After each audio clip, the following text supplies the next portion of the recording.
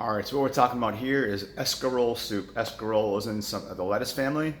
It's kind of an Italian-inspired dish, and basically it comes in kind of bulky heads, kind of whitish on the bottom, green toward the top, usually wrapped in elastic band. You want 4 or 5 decent-sized heads. A decent-sized head, I mean probably about 8 to 9 inches long and about maybe 5 to 6 inches around. A lot of times you'll find smaller heads. In that case, you want 6 or 7, 5 or 6, something like that. What you want to do is you want to cut the bottom inch and a half or so, 2 inches of that bottom white portion, and that'll separate all the leaves individually. Now this stuff is grown in sand, so sand tends to collect around the bottom portion down by the stem. So you have to be careful to rinse each leaf individually very carefully. If not, the dish comes out very gritty and nasty. So what I've done is, we're lucky enough to have 2 sinks here, 2 basins. One side is the wash side and the other side is the rinse side. So the idea is what you don't get in the wash, you catch in the rinse, right? So what you want to do is you want to grab each leaf, and I've cut up, this is 4 heads here, actually some of it's already done in the pot, but essentially you want to grab the leaf like this, so the white part is at your thumbs and your fingers are on the back like this. And what you're going to do is you're going to walk your hand down the leaf like this underwater on both sides, and you're going to kind of rinse the sand off of it. And then once you get a decent amount, over on this side, you can switch over here, do the same thing again. Maybe a little quicker on this side.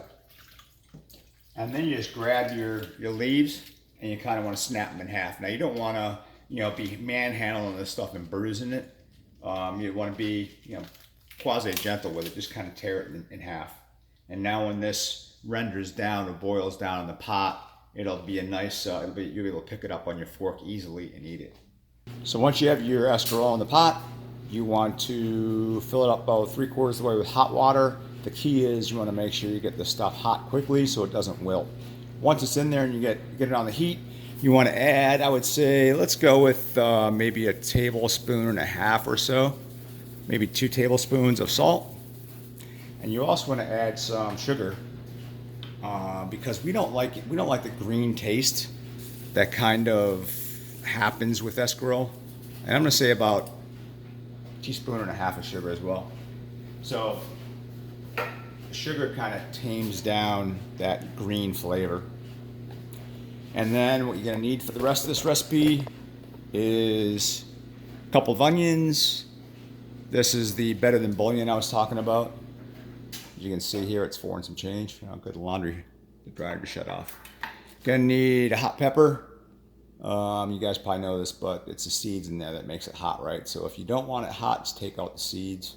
I'm probably going to use about half of this and maybe 1/3 or so of the seeds. I want it a little bit hot. You're going to need chicken broth. We like the stuff that has sodium in it. The non-sodium stuff, it just doesn't have much flavor to me, but to each his own. And cannellini beans. You can also use, what are they, Great White North or Great North, something like that. White beans. And then you want to get a decent loaf of bread. I prefer French bread that was made today. You're going to heat that up a little bit. And when this is done, it's going to be, man, it's awesome. It's great, especially on a cold day. So I'm just finishing up. Doing a relatively small dice of my onions.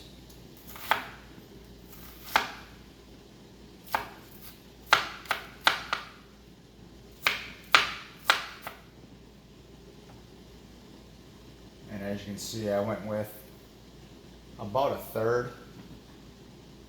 You can see I cut the pepper in half and then went with 1/3. So maybe 1/6 of the pepper finely diced.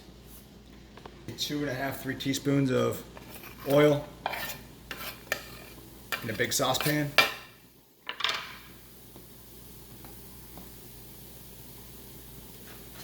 I'm going to saute that off.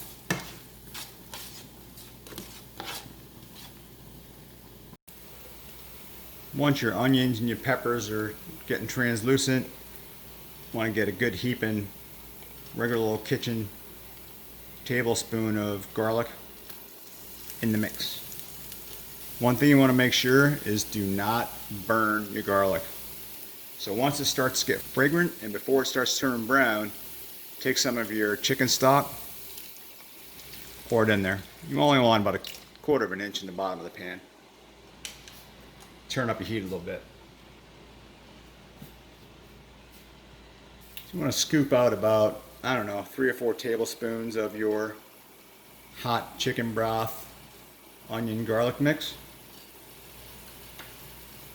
Get yourself a very large spoonful of, and that's again an old kitchen, I should say, tablespoon, about as much as it will hold. Get one of those.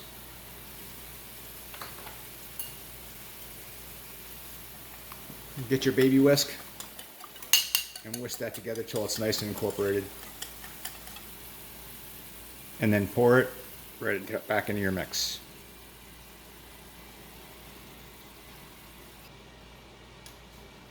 Now you can go ahead and add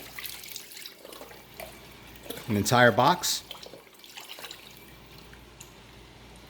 of broth.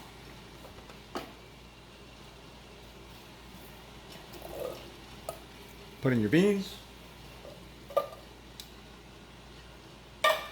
and turn your heat down to simmer. And what you don't want to do is leave your beans simmering too long because they're already cooked. If you leave them cooking too long, the beans will break down. The casings will split, all the starches from the beans will spill out, and it's just not as good. So I'm only going to let this simmer for about 5 minutes or so, and then I'm going to turn it off. I'm going to do a little bit of a taste test to see how much heat I got out of that 1/6 of a pepper that I used. Woo, and oh boy, yeah, I got some heat. So I've only used 1 box of broth yet. I have 3 more to go. We like to have a lot of broth with our soup. So I think the heat that I'm getting out of 1 box, when it's diluted down with 3 more boxes, I think that'll be about the heat that I want for the whole batch. Just keep that in mind. It's going to be really good. So at a boil, I'm going to go ahead and add about 2 tablespoons of olive oil to the greens. Our escarole boil for 10 to 15 minutes. This here has already been about 10 minutes or so. Now I mean boil. It took a while for the hot water to get up to a boil, so it had already been quasi cooking in hot water, but not necessarily boiling water before that for a while. So this escarole is done. I got these long tongs.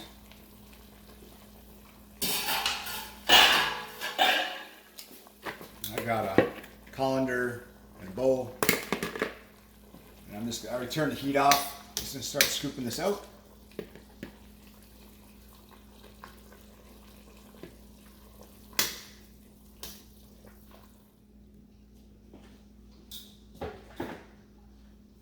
I just went over and emptied out the boiling water out of the bottom of the blue thing. I'm gonna see if I can strain the rest of this out in the sink. So that was the hardest part of that whole operation. Now I'm gonna take our chicken stock and better than chicken bouillon and beans and onions and garlic mixture. Dump that in. And then we're gonna pour in our other 3 containers of chicken broth. So we're gonna let that meld for a while. The heat is off, so we're gonna let just that heat is enough to let this kind of meld for a while. And the longer you let this meld, an hour or 2 preferably before you eat, it's perfect. Once we heat up and slice up some of this, just forget about it. Forget about it.